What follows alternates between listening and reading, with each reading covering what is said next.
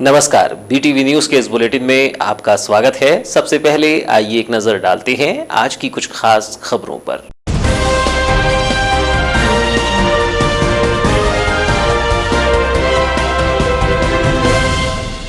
पूर्व विधायक ने पदयात्रा निकालकर सौंपा ज्ञापन। वर्ष 1992 से लापता है पुलिस आरक्षक, जांच की मांग। हट्टा थाने में पदस्थ आरक्षक नथुलाल बंसोड़ पुलिस अधीक्षक को ज्ञापन सौंपकर जांच की मांग।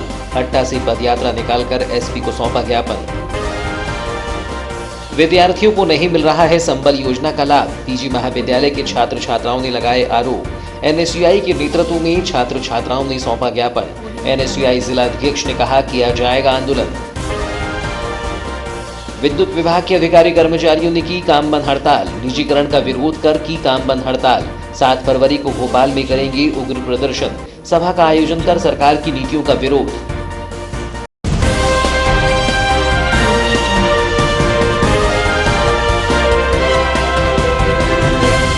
और अब समाचार विस्तार से।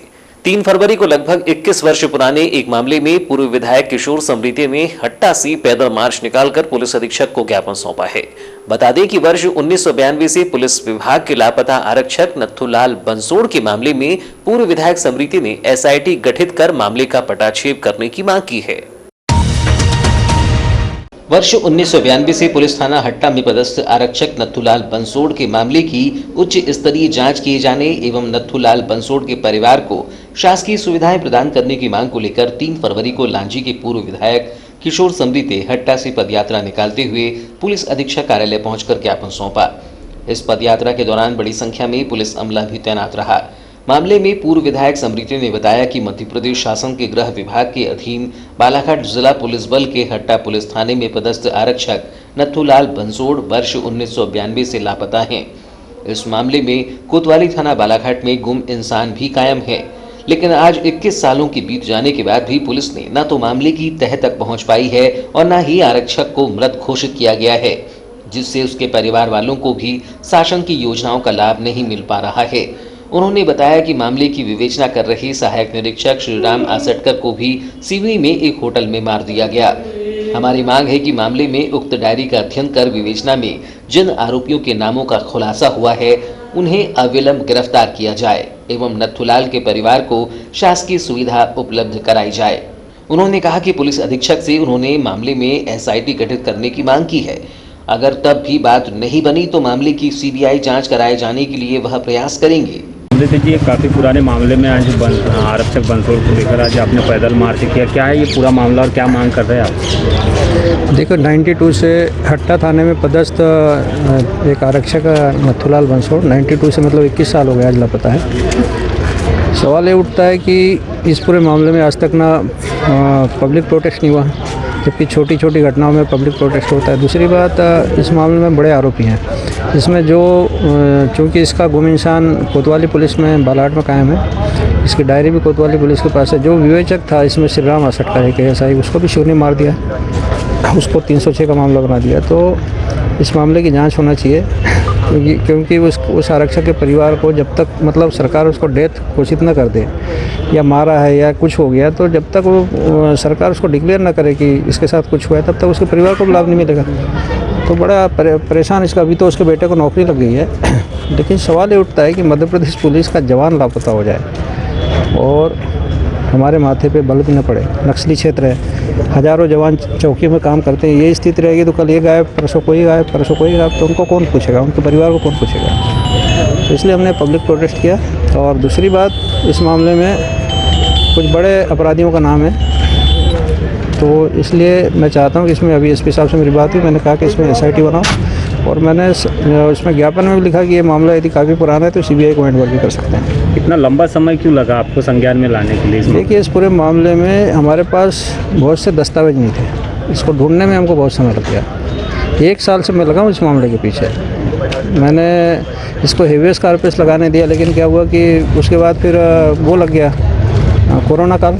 उसके बाद से तब तक तो कोर्ट ही मतलब रेगुलर नहीं है, अभी हाई कोर्ट भी रेगुलर नहीं है, सुप्रीम कोर्ट भी रेगुलर नहीं है, तो इसलिए फिर अब पब्लिक प्रोटेस्ट करेंगे। अब इसके बाद क्या लगता है भैया, चूँकि बालाघाट तो क्या नए सिरे से इसकी जांच हुई? बिल्कुल होगी नए सिरे से, जब तक नहीं होगी मैं बड़ी उस पर करूँगा। अभी तो मैंने एक सांकेतिक शुरू किया हूँ, तो तब उस पर जब तक आरोप नहीं पकड़े जाएंगे मैं लगा रहूँगा। पुलिस अधीक्षक को ज्ञापन दिया है आपने, उनने क्या आश्वासन दिया, इसमें किस तरह की जांच कराने देखिए, की पुलिस बात करी अधीक्षक तो बेचारे मतलब ये कहना चाहिए 21 साल का मैटर है। 21 साल में अब आप सोचो कितने पुलिस अधीक्षक आए होंगे। अभी उनके पास संज्ञान में उन्होंने बोला इसमें SIT बना रहे हैं और उस पर जाँच करेंगे, क्योंकि पुलिस के लिए ये शर्मनाक घटना है कि उनका सिपाही लापता और वो न ढूंढ पाए। तो पुलिस इसको अपनी गंभीरता से ले रही है। SIT बनाया। SIT मामले में पुलिस अधीक्षक अभिषेक तिवारी ने बताया कि मामले की जांच कराए जाने के संबंध में ज्ञापन सौंपा गया है। मामले की जांच कराई जाएगी। ज्ञापन में उल्लेखित तथ्यों को संज्ञान में लेकर मामले की गंभीरता को देखते हुए जांच कराई जाएगी। सर, एक 21-22 साल पुराने मामले में आज पूर्व विधायक समृति जी ने ज्ञापन दिया है जी। किस तरह से जांच की जाएगी इसमें? ये आज किशोर समृति जी के द्वारा एक आवेदन या ज्ञापन के रूप में यहाँ पुलिस अधीक्षक कार्यालय में प्रस्तुत किया गया।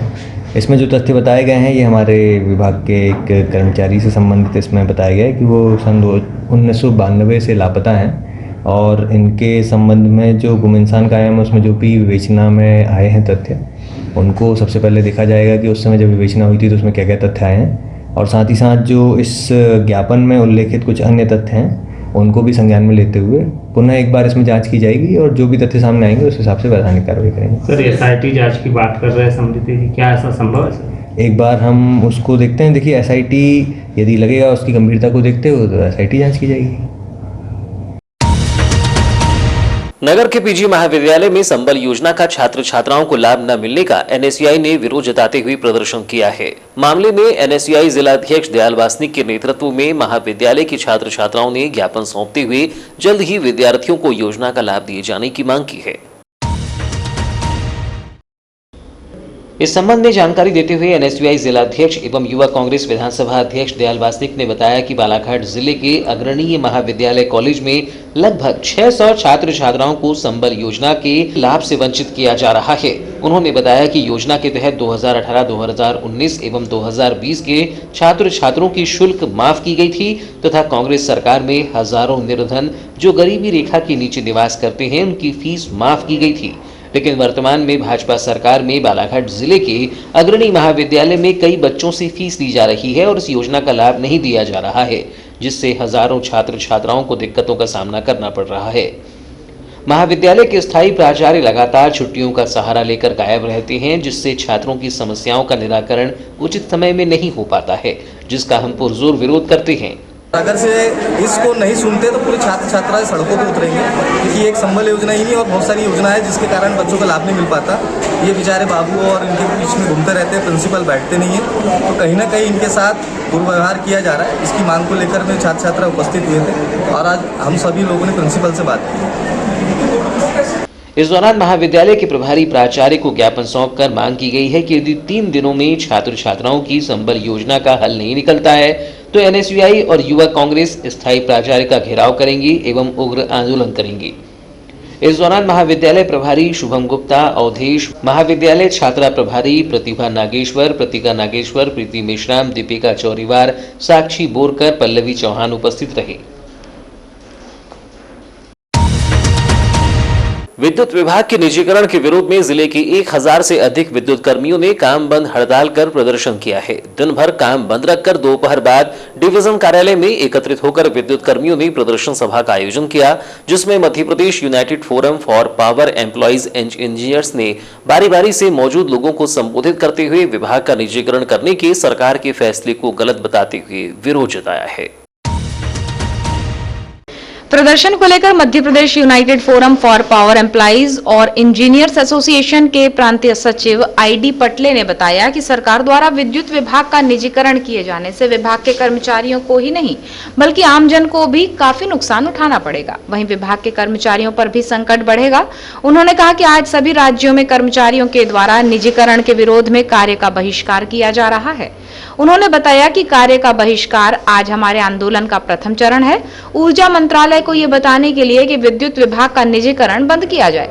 उन्होंने कहा कि बड़े दुख की बात है कि सरकार के द्वारा बजट सत्र के दौरान विद्युत विभाग के कर्मचारियों को योग्य नहीं बताते हुए निजीकरण करने की बात कही जा रही है। निजीकरण कर्मचारियों सहित आम उपभोक्ताओं के लिए काफी हानिकारक है। सरकार आज सारे सेक्टर को निजी कर रही है, जो कि गलत है। उन्होंने बताया कि विरोध प्रदर्शन की आगामी भूमिका से अवगत कराते हुए कर्मचारियों को 7 फरवरी को भोपाल में होने वाले प्रदेशव्यापी आंदोलन में शामिल होने का आग्रह किया। हो रहा है इस समय देश में। बड़ी दुख की बात यह है कि अभी आपने देखा होगा जिस दिन वित्त मंत्री महोदया द्वारा बजट पेश किया गया, उसमें उन्होंने एक उल्लेख कर दिया कि हम निजीकरण इसलिए कर रहे हैं विद्युत मंडलों को कि यहाँ के लोग गफलत कर रहे हैं, हिंदी में गफलत कर रहे हैं। तो हम लोगों ने अभी तक काम किया है, किसी भी प्रकार से सेवा किया है, सरकार की नीतियों को आगे बढ़ाया है। यह कह के निजीकरण करना कि यहाँ के कर्मचारी अधिकारी योग्य नहीं हैं, यह एक बहुत बड़ा आरोप है पूरे हिंदुस्तान के अधिकारी कर्मचारियों के लिए जो काम कर रहे हैं। निजीकरण निजीकरण जो है वैसे भी हम लोगों के लिए हानिकारक है, आम उपभोक्ताओं के लिए हानिकारक है, सबके लिए हानिकारक है, क्योंकि उद्योगपति जब यहाँ पे आएंगे तो सेवा वो कितनी करेंगे और कैसे कार्य करेंगे ये तो आप भी जानते हैं। BSNL को देख लिया और सरकार सारे सेक्टर को निजीकरण कर रही है, रेलवे को कर रही है, एयरपोर्ट को कर रही है और वो बिजली बोर्ड के लाइनों को भी कर रही है। आगे की रणनीति क्या है? आगे की रणनीति 7 तारीख को हमारा भोपाल में वल्लभ भवन में हम लोग ज्ञापन देंगे मुख्यमंत्री जी को। हमने 1 महीने पहले हमारे लीडरों ने उनको वार्ता के लिए समय मांगा है, अभी तक समय नहीं दिया गया। और 7 तारीख को पूरे मध्य प्रदेश के अधिकारी कर्मचारी भोपाल में जाकर के अपनी एकता का परिचय देंगे और सरकार को जगाएंगे कि श्रीमान जी वार्ता करिए और निजीकरण को वापस करिए। 3 फरवरी को विभाग के निजीकरण के विरोध में विद्युत कर्मियों की 1 दिवसीय हड़ताल से उपभोक्ताओं की शिकायतों का निराकरण नहीं हो पाया है। बता दें कि बुधवार को उपभोक्ताओं की 242 शिकायतों की सुनवाई नहीं हो पाई है, जिससे उपभोक्ताओं को काफी दिक्कतों का सामना करना पड़ा। मध्य प्रदेश श्रमजीवी पत्रकार संघ प्रदेश अध्यक्ष सलभ भदौरिया के निर्देशन में बालाघाट इकाई जिलाध्यक्ष इंद्रजीत भोज के नेतृत्व में प्रशासनिक मुखिया कलेक्टर दीपक आर्य को ज्ञापन सौंपा गया, जिसमें श्रमजीवी पत्रकार संघ ने पत्रकारों को कोरोना काल में समाचार संकलन और संप्रेषण कर कोविड-19 में शासन प्रशासन के किए गए सहयोग को देखते हुए कोरोना योद्धा मानकर कोविड वैक्सीन लगाए जाने की मांग की। श्रमजीवी पत्रकार संघ जिलाध्यक्ष इंद्रजीत भोज ने कहा कि कोरोना काल में पत्रकारों की भूमिका काफी महत्वपूर्ण रही है। विपरीत हालत में जहां प्रशासन, पुलिस और चिकित्सकों ने अपना दायित्व निभाया, वहीं पत्रकारों ने भी कोविड-19 से बचाव को लेकर आमजनों को अपनी लेखनी के माध्यम से जागरूक करने का काम किया है। कोरोना काल में जितनी भूमिका शासन, प्रशासन और चिकित्सक की रही है, उसमें पत्रकारों की भूमिका भी सराहनीय रही है। कोरोना को लेकर शासन प्रशासन की खबरों से लेकर की जा रही गतिविधियों को कोरोना के पीक काल में पत्रकारों ने मैदान में पहुंचकर लेखन किया है, लेकिन सरकार और प्रशासन उन्हें कोविड वैक्सीन लगाने के मामले में भूल गया है, जिसको लेकर श्रमजीवी पत्रकार संघ शासन प्रशासन का पत्रकारों की ओर ध्यान आकर्षण करवा रहा है। संघ के प्रदेशाध्यक्ष सलभ भदौरिया के मार्गदर्शन में पूरे जिले में श्रमजीवी पत्रकार संघ पत्रकारों को कोरोना योद्धा मानते हुए उन्हें कोविड वैक्सीन लगाने की मांग की जा रही है और इसी कड़ी में 3 फरवरी को प्रशासनिक मुखिया कलेक्टर को ज्ञापन सौंपकर पत्रकारों को कोविड वैक्सीन लगाए जाने की मांग की गई। पत्रकारों को कोविड वैक्सीन लगाने की मांग के साथ ही जिले में सोसाइटी, पंचायत और जगह जगह हो रहे निर्माण कार्यों में पहुंचकर पत्रकारिता की आड़ में वसूली करने वाले पत्रकारों के खिलाफ भी कार्यवाही की मांग श्रमजीवी पत्रकार संघ ने की है। जिलाध्यक्ष इंद्रजीत भोज ने बताया कि जिले में पत्रकारों की संख्या तेजी से बढ़ी है और स्वयंभू पत्रकार संगठन भी खड़े हो गए हैं, जिसको लेकर श्रमजीवी पत्रकार संघ ने जिला प्रशासन से ऐसे पत्रकारों और स्वयंभू पत्रकार संगठनों की जांच किए जाने की मांग की है। उन्होंने कहा कि वर्तमान में केवल प्रिंट और इलेक्ट्रॉनिक मीडिया को ही मान्यता है, बावजूद इसके पोर्टल के नाम से कई ऐसे पत्रकार बन गए हैं जिनका काम केवल वसूली करना है, जिसकी लगातार मिल रही शिकायतों के बाद श्रमजीवी पत्रकार संघ ने ऐसे तथाकथित पत्रकारों के खिलाफ कार्रवाई की मांग प्रशासन से की है। श्रमजीवी पत्रकार संघ ने आज बालाघाट कलेक्टर श्रीमान दीपक आर्य को ज्ञापन सौंप के मांग की गई है कि संक्रमण काल कोरोना कोविड-19 के दौरान पत्रकारों की बहुत महत्वपूर्ण भूमिका थी। जहां स्वास्थ्यकर्मी, पुलिसकर्मी अपनी जान जोखिम में डाले काम कर रहे थे, वहीं समाचार को संकलन करने के लिए और लोगों को मदद पहुंचाने के लिए पत्रकार भी प्रथम भूमिका निभा रहा था, अग्रणी भूमिका थी। लेकिन अभी देखा जा रहा है कि जो फर्स्ट वॉरियर है, उनको जो कोरोना वायरस लग रहा है, उसे पत्रकारों का नाम नहीं है। संपूर्ण मध्य प्रदेश में हमारे प्रदेश अध्यक्ष शलभ भदौरिया जी के मार्गदर्शन में ज्ञापन सौंपा जा रहा है प्रत्येक जिले कलेक्टर को कि क्यों ना पत्रकारों को भी प्रथम योद्धा मान के उन्हें भी कोरोना वायरस से बचाने के लिए कोविड का इंजेक्शन लगाया जाए, वैक्सीन लगाया जाए। तो आज हमने कलेक्टर साहब को ये ज्ञापन सौंपा है बालाघाट जिले के समस्त पत्रकारों को वैक्सीन लगाने के लिए। भैया एक और ज्ञापन था जिसमें फर्जी पत्रकारों की संख्या बढ़ रही है, उसको लेकर के कलेक्टर साहब से विगत दिनों से देखा जा रहा है कि बालाघाट जिले में काफ़ी पत्रकारों की संख्या बढ़ गई है। प्रिंट, इलेक्ट्रॉनिक और सोशल मीडिया के पत्रकार तो जहाँ एक और अच्छा काम कर रहे हैं, लेकिन वहाँ पे इन पत्रकारिता और पत्रकारों का दुरुपयोग करते हुए कुछ फर्जी पत्रकार भी पैदा हो गए, जो सोसाइटी में जाते हैं, अवैध वसूली करते हैं, सरपंच सचिवों को परेशान करते हैं। जो भी शासकीय कार्य हो रहे हैं, निर्माण कार्य हो रहे हैं, वहाँ पे जाके फर्जी माइक आईडी के माध्यम से अवैध वसूली लगातार करते जा रहे हैं। श्रमजीवी पत्रकार संघ को काफ़ी शिकायतें मिल रही थी। इसके अलावा कुछ स्वयंभू संगठन भी बन गए। तो हम चाहते हैं कि बालाघाट जिला प्रशासन, कलेक्टर महोदय इन समस्त पत्रकारों की जो कि कथित रूप से फर्जी हैं या फिर फर्जी माइक आईडी लेकर के घूम रहे हैं, उनके खिलाफ जांच की जावे और जो स्वयंभू संगठन है उनकी भी जांच की जावे। और यदि उन्हें इस दौरान श्रमजीवी पत्रकार संघ महासचिव उमेंद्र बिसेन, श्रवण शर्मा, सुनील कोरे, यमलेश बंजारी, गुणेश सहारे, शहबाज खान, अधिवक्ता शंकर कनौजिया, संदीप भीमटे सहित अन्य मौजूद रहे। घने जंगलों एवं पहाड़ियों के बीच बसे दुर्गम क्षेत्र के ग्राम पोलबत्तूर एवं खारा जाना कोई आसान काम नहीं है, लेकिन जिला पंचायत बालाघाट की मुख्य कार्यपालन अधिकारी उमा महेश्वरी 2 फरवरी को अपने दलबल के साथ इन दुर्गम गांवों में शासकीय योजनाओं की स्थिति का जायजा लेने पहुंची थी। संभवतः इन ग्रामों में पहली बार कोई इतना बड़ा अधिकारी पहुंचा था। ग्रामीण भी अधिकारियों के दल को अपने बीच पाकर चकित थे और इस बात को लेकर खुश थे कि कोई उनकी सुध लेने तो आया है। बालाघाट विकासखंड की ग्राम पंचायत आमगांव के अंतर्गत आती हैं। पोलबत्तूर एवं खारा ग्राम आमगांव तो बालाघाट से समनापुर मार्ग पर पड़ता है, लेकिन पोलबत्तूर एवं खारा जाने के लिए बैहर रोड पर लौगुर घाटी के आगे मयूर बिंदु से जाना पड़ता है। घने जंगलों एवं पहाड़ियों के बीच बसे इन ग्रामों तक पहुंचने के लिए बहुत से छोटे नालों को पार करना पड़ता है। वर्षा ऋतु खत्म होने के बाद इन ग्रामों के ग्रामीण रास्ते पर पड़ने वाले छोटे नालों पर लकड़ियों आदि से पुल बना देते हैं। जिला पंचायत के मुख्य कार्यपालन अधिकारी महेश्वरी मयूर बिंदु होते हुए ही ग्राम पोलबत्तूर एवं खारा पहुंची थी। मुख्य कार्यपालन अधिकारी माहेश्वरी ने ग्रामीणों से उनकी समस्याओं के बारे में चर्चा की तो ग्रामीणों ने बताया कि उनके ग्राम पहुंच विहीन होने के कारण उन्हें बहुत सी समस्याओं का सामना करना पड़ता है। गांव में बच्चों के पढ़ने के लिए स्कूल नहीं है, केवल एक आंगनबाड़ी केंद्र है। मनरेगा के अंतर्गत मिलने वाली काम की मजदूरी लेने के लिए ग्रामीणों को उकवा या बालाघाट जाना पड़ता है। गांव में प्रधानमंत्री आवास योजना के अंतर्गत 13 आवास अपूर्ण हैं, क्योंकि आवास निर्माण के लिए जरूरी सामग्री सीमेंट, लोहा आदि गांव तक नहीं पहुंच पाता है। आवास निर्माण सामग्री परसपाड़ा विकासखंड के ग्राम खुरसुड़ की ओर से लाना पड़ता है, लेकिन उस रास्ते में पड़ने वाले नालों के कारण आवागमन वहां से भी मुश्किल होता है। गांव में केरोसिन का तेल नहीं मिलता है और मनरेगा कार्यों के अलावा रोजगार का दूसरा साधन नहीं है। मुख्य कार्यपालन अधिकारी महेश्वरी ने ग्रामीणों से चर्चा के दौरान उन्हें आश्वस्त किया कि उनकी समस्याओं के निराकरण के लिए कारगर प्रयास किए जाएंगे। वन विभाग के अधिकारियों से भी इन ग्रामों में विकास कार्यों के लिए चर्चा की जाएगी। उन्होंने प्रधानमंत्री आवास योजना के हितग्राहियों के अपूर्ण आवासों का निरीक्षण किया। आवास स्वीकृति के 6 माह बाद भी पूर्ण नहीं होने पर उन्होंने हितग्राही एवं उनके आवास निर्माण करने वाले ठेकेदार को फटकार लगाई और निर्देशित किया कि सभी हितग्राही एवं ठेकेदार 1 सप्ताह में अधूरे आवासों का कार्य प्रारंभ करें। आवास का कार्य प्रारंभ नहीं करने पर ठेकेदार के विरुद्ध कड़ी कार्रवाई की चेतावनी दी गई।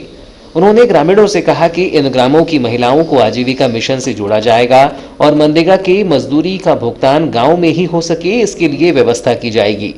जिला पंचायत के मुख्य कार्यपालन अधिकारी माहेश्वरी के पोलबत्तूर एवं खारा भ्रमण के दौरान ग्रामीण यांत्रिकी सेवा के कार्यपालन यंत्री जीपी कोरी, जनपद पंचायत बालाघाट के सीईओ गायत्री कुमार सारथी, परियोजना अधिकारी नेत्रा उके, सहायक यंत्री कन्हैया शरणागत, पंचायत समन्वय अधिकारी पराते एवं सहायक विस्तार अधिकारी उपस्थित थे। तो ये थी अब तक की खबरें। नई खबरों के साथ एक बार फिर हम हाजिर होंगे, तब तक के लिए दीजिए इजाजत। नमस्कार।